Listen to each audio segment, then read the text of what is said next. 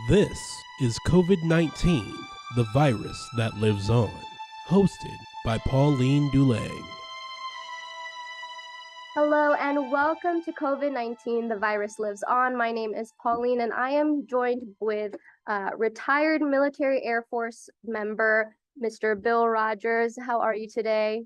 Good, and you? I'm doing well. Thank you so much for joining us. So why don't we get right to it? How about we?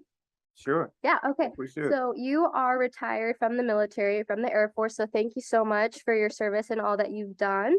My first question, as a civilian, what do you feel went wrong with our government and the communication of COVID-19? I think the people in charge did not take the COVID-19 seriously at first. When the president got the virus, then the American people also fell in line and began to realize that it was something that they should pay attention to. Mhm. Did you have any more thoughts, or that's pretty much it? Yeah, it almost hit as a surprise Mm. when the president got it. And since then, we were working from behind, trying to catch up and come up with something that would combat the virus. Mm. And we were fortunate, after many failures, to do so. Mhm. Yeah, it does feel like with this COVID, it feels like a really big game of catch up, but we are very fortunate in that we do have vaccines and now we have medicines rolling out that can help treat Yes. it. Uh-huh. What are your thoughts on military personnel that are still working and experiencing the current barriers right now through the COVID-19 virus? Well, from the lessons learned since the virus had started, I think it has been great. And for an example, they began to work from behind to catch up and to come up with serums that would work. And once we got that, then we were on we were on even ground with the virus until the variants dropped changes over to another one. And then when it comes in, like it's B1 and it goes to B2, well, then you have to change your medicines just a little bit in order to combat it. And when they do, then we're up with it again. So we always, I think, running from behind because the variants have to make its appearance first, and then we catch up. Yeah. Yeah. All right. So you are over 90, correct? And in your lifetime, have you seen or experienced any other virus that has killed so many Americans? And if so, how was public health during those times, and how was the relationship with the U.S. people, with U.S. citizens? Well, I'd have to say yes. As I grew up, and as even happens now, the flu, for an example. Yeah. We have to come up with a variance to combat whatever flu that will hit us in the winter. The flu always starts off in the winter, and it's a guessing game. What happens is they have to, with the knowledge gained, guess what will hit America. And then they begin to put out that serum to combat it. And if they are wrong, and they have been wrong, then this is when you have so many people dying from the flu because we don't have any protection. Yeah. So, do you have any thoughts or recommendations that from you surrounding COVID-19 and its many variants and what we can do to protect ourselves? Yes, I have some. One is this simple thing as a mask. Yes. The KN65, the 95. KN95. Yeah. And this is one of the best protections. Washing your hands, washing your hands, washing your hands, and wearing the mask. This is the best protection that we have. And of course, getting the shots. Yep, of course, yep.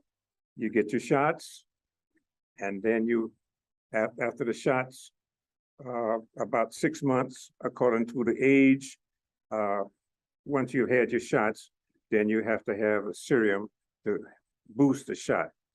I call it shot booster. Yeah, it is a Mhm. booster. And like Mhm. you said, we are very, very fortunate to have those vaccines. So it's real, and plus they are free of charge. So it's important that people take advantage of that so that way we can best protect ourselves. Don't you agree?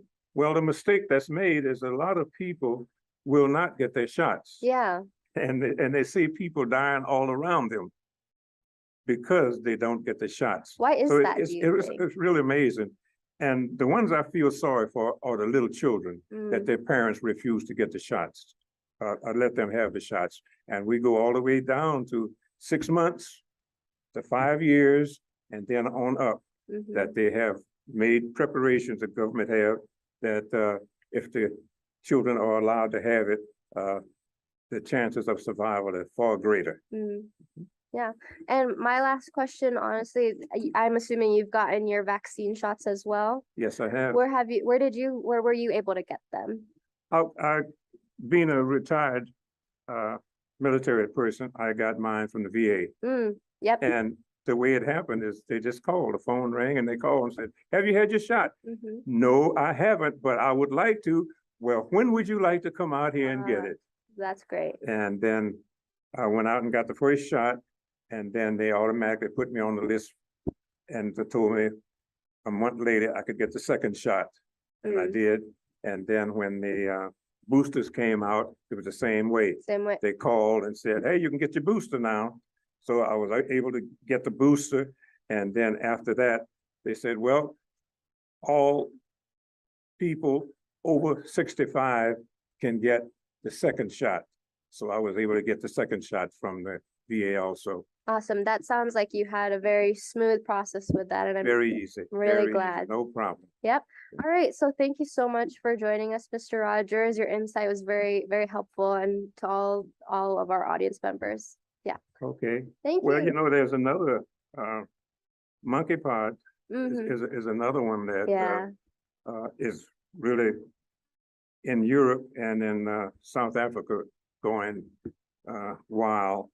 And I think that they're trying to get they're trying to get ahead of it.